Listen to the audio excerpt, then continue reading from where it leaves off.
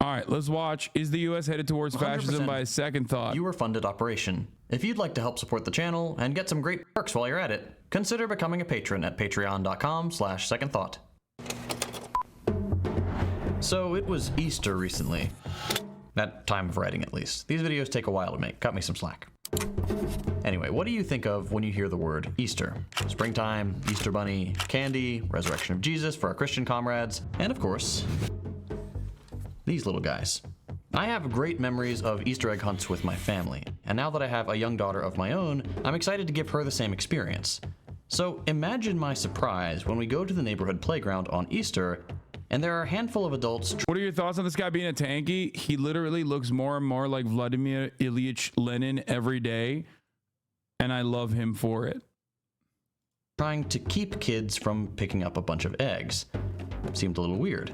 So I asked one of them what was going on, and they said, better not to look inside. So naturally, I had to look inside. Here's what I found.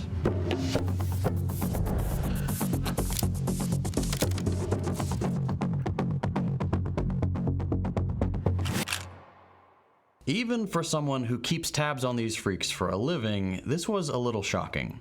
We live in a quiet suburb, there's never any trouble.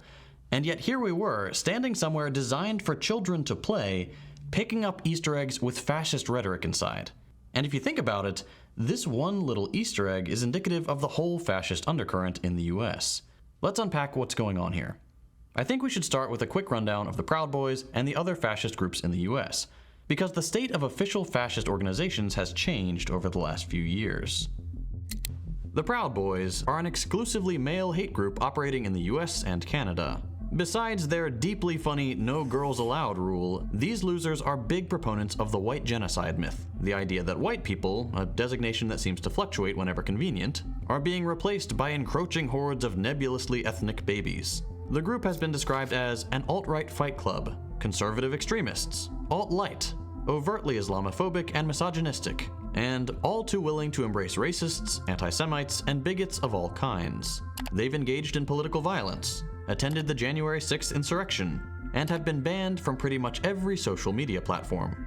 Officially, the Canadian arm of the organization shut down after being rightly labeled a terrorist group.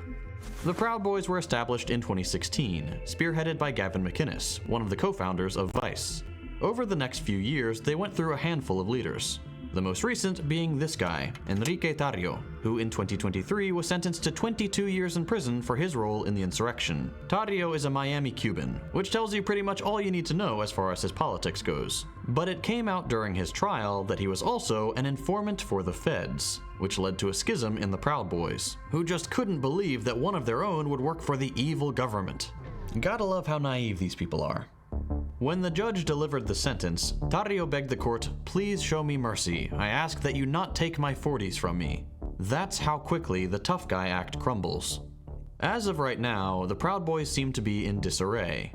They get kicked from every platform they try to organize on, a bunch of their members got locked up after January 6th, and they seem more than a little spooked that they got infiltrated by the feds. A handful of state branches have said they won't acknowledge any national leadership, and they're just kinda doing their own thing. So with any luck, the organization will die out. That doesn't mean their remaining members aren't dangerous though, so keep that in mind.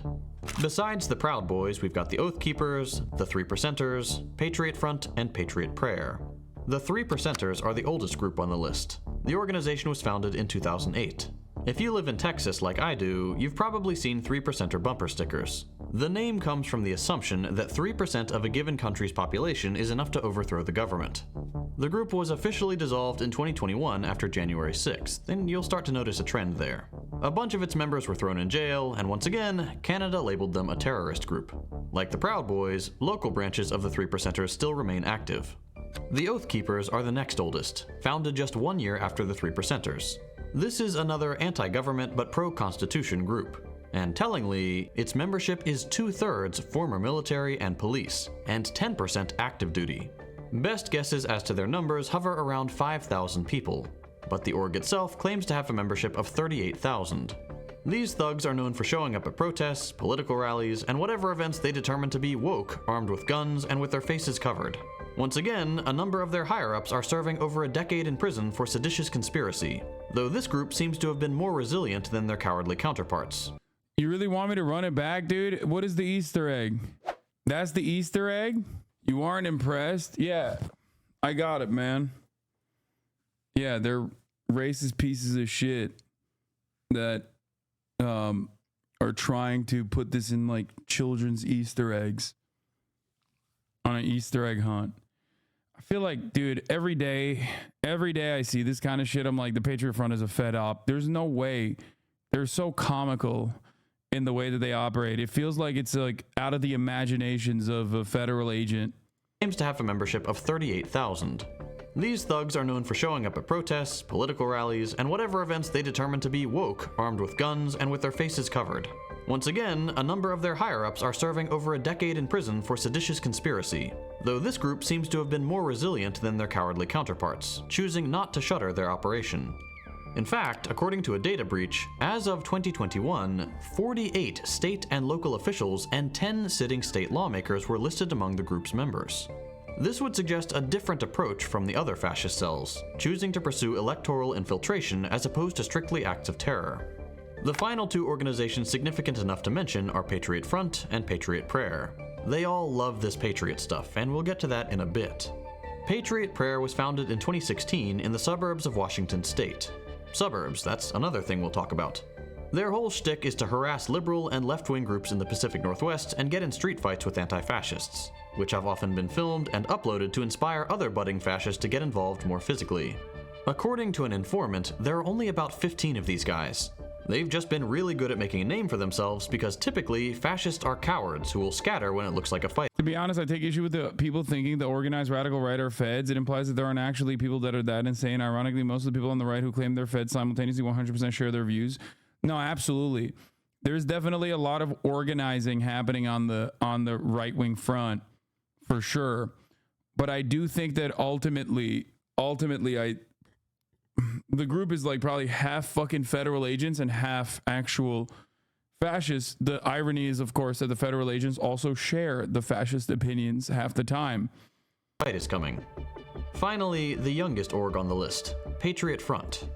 This is another small organization, but I bet you've heard more about them than some of the others. Where the rest play coy and beat around the bush, these guys are explicit in their fascism. They've even got the fascies as part of their logo. If I had to guess which group would end up being the most influential in the fascist movement, it would be Patriot Front. For a bunch of reactionaries, they're pretty good at branding, combining traditional Americana with fascist symbolism. In every successful past fascist movement, that's been a key element. It takes on the flavor of whatever culture it boils up in. You've probably heard the quote, "When fascism comes to America, it'll be wrapped in the flag and carrying a cross." Case in point. Patriot Front is another group that punches above its weight in terms of membership. Best estimates put the number at just 200. But they accounted for 82% of all incidents in 2021 that involved the distribution of fascist, racist, or otherwise bigoted propaganda in the US. If you zoom out a bit, this is all kind of interesting. You've got your fraternity, your militias, your street thugs, and your propagandists. That's a pretty well-developed fascist undercurrent, even if, for now, they seem to be licking their wounds. What happens when they start organizing across the different groups?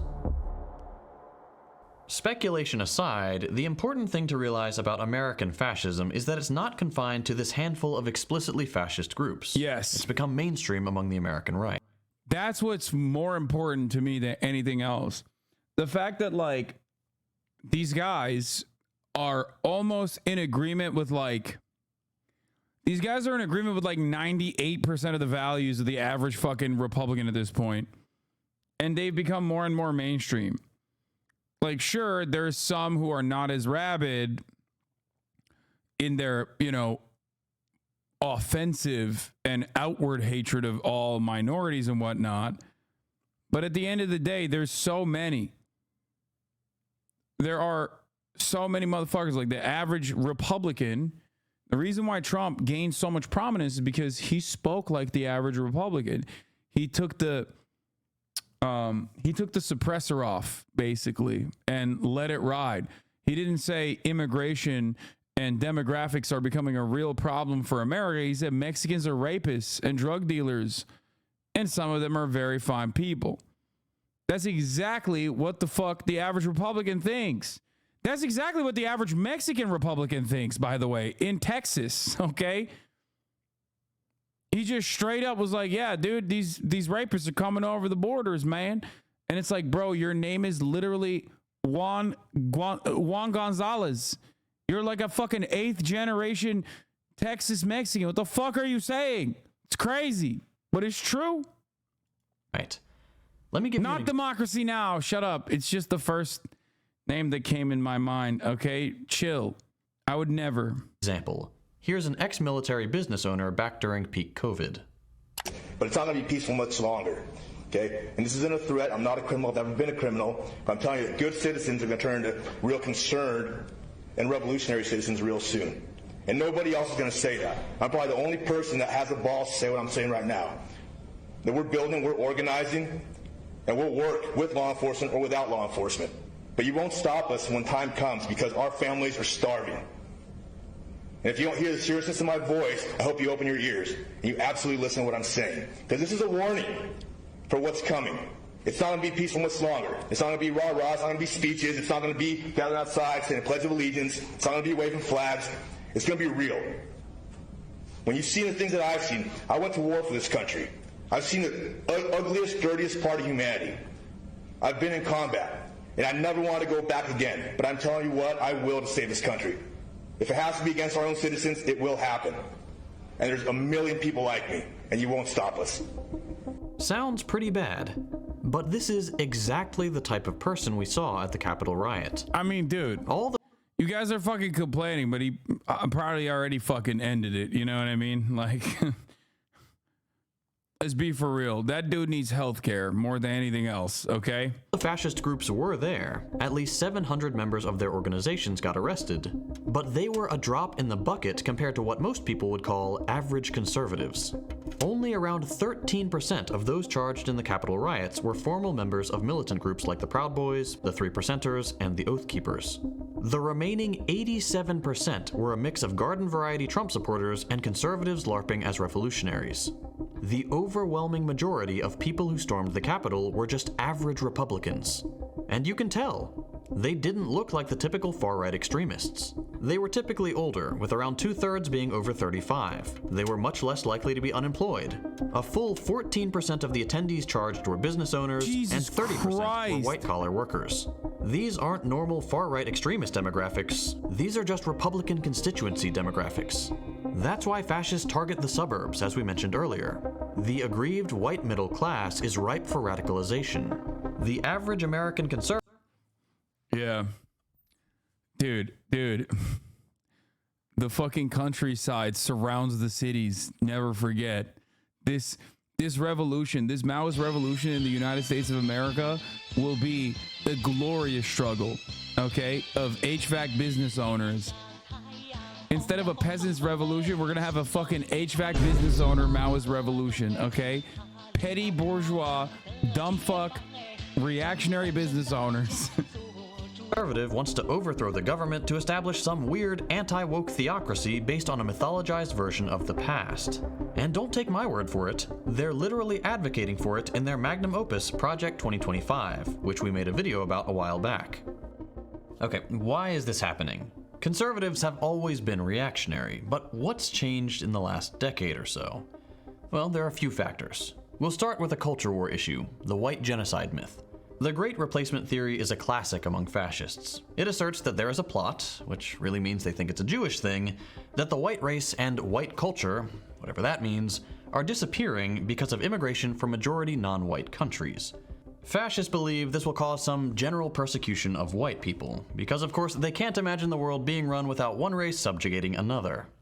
This is the theory that motivated the Christchurch shooter Brenton Tarrant and the El Paso shooter Patrick Crusius, and it's both unfounded and blatantly fascist.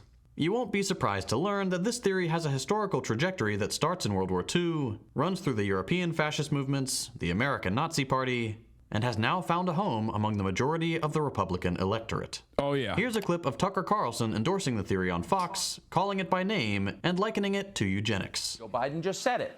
To change the racial mix of the country. That's the reason, to reduce the political power of people whose ancestors lived here and dramatically increase the proportion of Americans newly arrived from the third world. And then Biden went further. He said that non-white DNA is the, quote, source of our strength. Imagine saying that. This is the language of eugenics. It's horrifying. But there's a reason Biden said it. In political terms, this policy is called the Great Replacement, the replacement of legacy Americans with more obedient people from faraway countries. They brag about it all the time, but if you dare to say it's happening, they will scream at you with maximum hysteria. Notice that little trick that Tucker Carlson pulled right there when he said legacy Americans. It's one of my favorite Tucker Carlson tropes. He can't say Native Americans because obviously we all know what the fuck that means. So he has to find a different word for it. Legacy Americans. He can't say white Americans, right? He can't say WASPs. So he means legacy Americans. Those who deserve to be here. And here you have Joe Biden confirming his motive on tape with a smile on his face. This type of racist xenophobia isn't new. Every fascist project in history has needed to create a chosen people and a barbaric enemy to justify their anti-human politics. Even a cursory glance at any history book will make it clear where this trend comes from. But why does it start in the first place? Human beings can be awful, distrustful people, but just randomly deciding to build an exterminatory worldview out of their bigotry doesn't make much sense. We need to dig a little deeper and look beyond the culture war rhetoric to really understand the appeal of fascism. Socialism and fascism are both on the rise, and it's pretty easy to see why. Beneath every movement is an economic catalyst. Fascism is seen as a solution to an economic problem, just as socialism is. But the difference is that fascism does not threaten the primacy of capital, or the comfortable position of the white liberal, a critical ally of fascist movements throughout history. Economic hardship creates conditions where bitterness, distrust, and desperation can thrive, making the masses an easy target for charismatic and bombastic fascists. Think back to that town hall video. What did the guy say was the spark for their aggression? Not Did you cover Macklemore yet? No, I haven't. I forgot. Being able to feed their families. You guys should keep sending me the Macklemore video. That's a perfectly valid reason to be upset. The problem is the solution he and other fascists land on is to exterminate or deport anyone deemed to be detrimental to white people making money and keeping their privileged position. Or, in their eyes, prevent hardworking patriots from losing economic ground because their opportunities are being stolen by foreigners. The economic base of fascism has always been the petit bourgeois, or as I like to call them, the roofing class, small business owners, the guys who have a handful of contractors and patrons. I like that. I say HVAC, but roofing works too. $1,200 a month on an F-150 Raptor that's never been used for any kind of manual labor. But I digress. I really try my best to understand fascists because it's an interesting phenomenon. Socialism offers, in my opinion, a common-sense solution to the ills of capitalism. Economic democracy. The people who do the work have a say in how the work is done, and profits can't be siphoned off by unelected corporate tyrants. Fascism, on the other hand, has to create this elaborate fantasy to justify why one particular group of people is destined to inherit the earth. And conveniently, it's the people in your country and the group you happen to fall into. It's the same gripe I have with Calvinists. They believe that all humans are predestined to go to either heaven or hell, and nothing we do can influence that destiny. I've never met a Calvinist who believes they're going to hell. If I try really hard to check my basic human decency at the door, I can see why fascist mythology could be appealing. It lets you off the hook. It justifies the worst cruelties because you are defending what is good and righteous from human animals who want to tear down a beautiful civilization. The problem is, the civilization fascists claim to be defending has never existed. It's a myth. There is no single white race. Just ask the Irish, or the Italians, or the Russians, or the Ukrainians, or the Jews, who have all had their white card revoked or granted at some point. There is no period in American history where everything was great for the white working class. Every worker in this country has always been at the mercy of the elite, but not the elite fascists assume are pulling the strings. It's not a shadowy cabal of woke Jews. It's just the people who own the means of production. They're not shy about it. People like Warren Buffett routinely admit there's a class war being waged, and that the capitalists want to make sure that they win it. The glorious fascist revolution that these self-proclaimed patriots want, it's not revolutionary at all. It's just turning back the clock to a time where these class antagonisms were less apparent, where the capitalist class still had complete control over society, but maybe black people had fewer rights.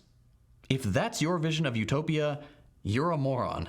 You are risking decades in prison because you want to make sure the boot stays on your neck because you like the lies the boot spouts while it's stepping on you.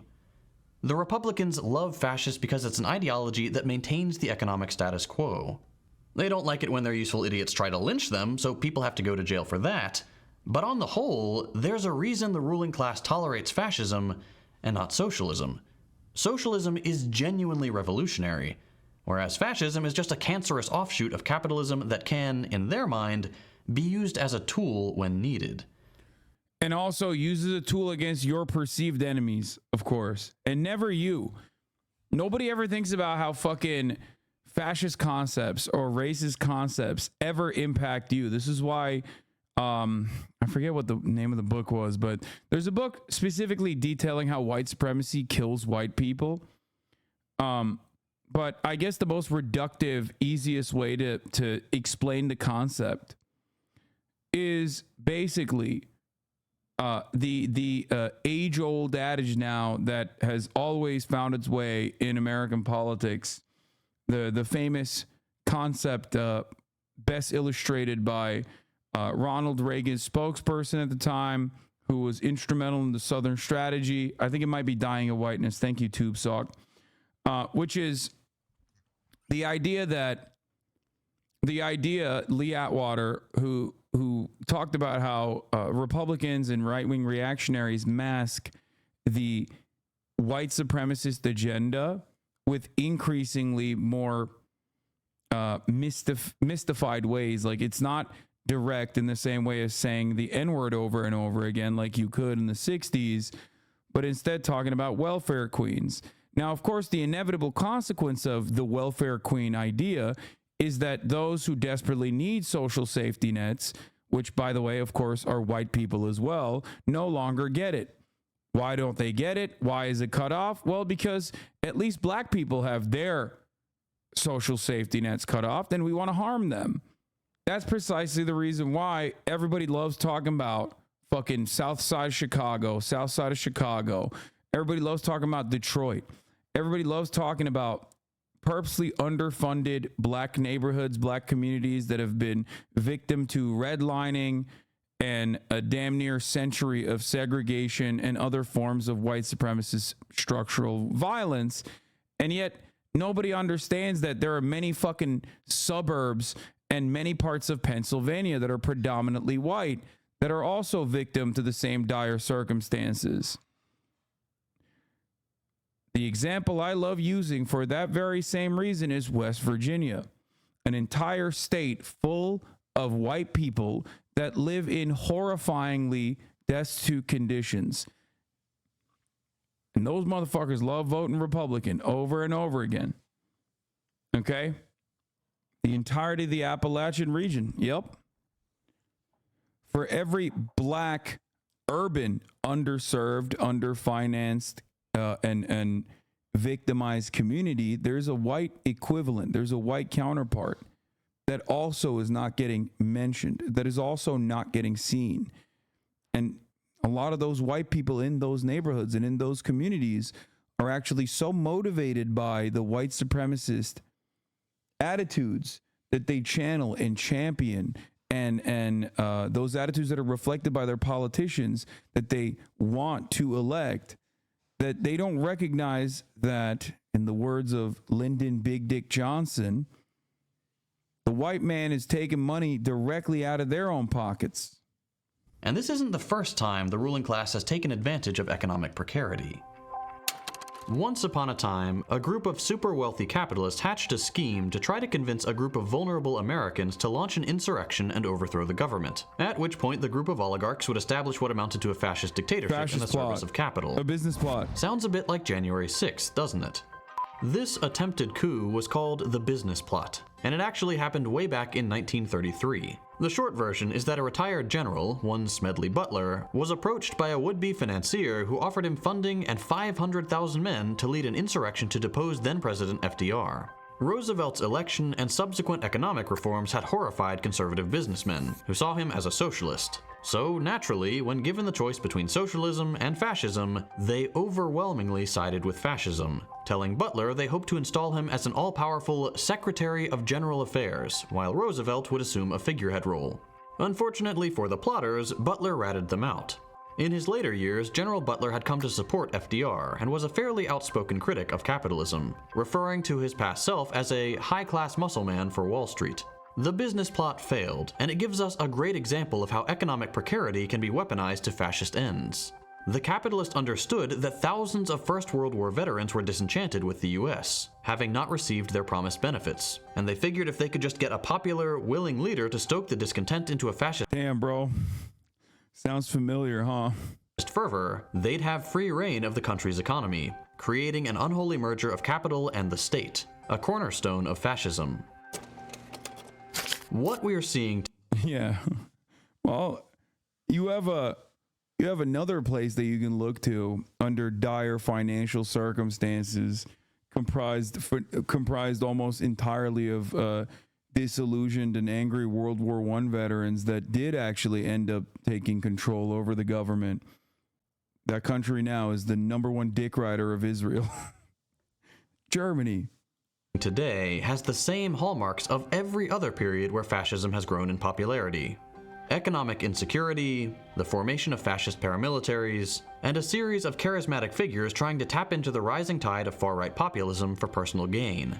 While it's important to have empathy for people who are struggling economically and looking for answers, once someone chooses to become a fascist, they are a threat. But it's also important to realize that these people are by and large losers and cowards. They talk a big game, but they run away when faced with anti-fascist resistance. Instead of getting up on a soapbox like their idols, they target children with hate speech and lurk online. They wear ridiculous outfits complete with cardboard shields. And if we're being honest, most of these people don't really match the Ubermensch archetype.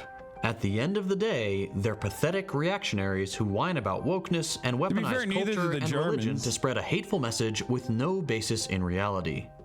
But that doesn't mean they're not dangerous. Never underestimate your enemy, especially when they've convinced themselves that they are the chosen ones and everybody else is subhuman. So mentally ill. Awesome. Is the US headed for fascism? Yes and no. The US is a settler colonial imperialist project. It's primed for fascism by default. Any nation dependent on the exploitation of others is one bad quarter away from going full Mussolini. That being said, the economic conditions that allow for the growth of fascism also result in the growth of class consciousness, which gives socialism a chance to fight back. Under every single fascist regime in history, the socialists were the first to be targeted, because fascists know that socialism is a threat to capital, and that any truly egalitarian system has to get rid of the exploitative system that is capitalism. Fascists don't want revolutionary change. They want violent maintenance of the status quo, and they want to turn the violence of the empire usually reserved for foreigners inward, suppressing whatever groups they don't like. So yes, fascism is on the rise. So is socialism. And it's our job to make sure this time, fascists don't get their way, and that instead, we forge a path towards a brighter, more humane future.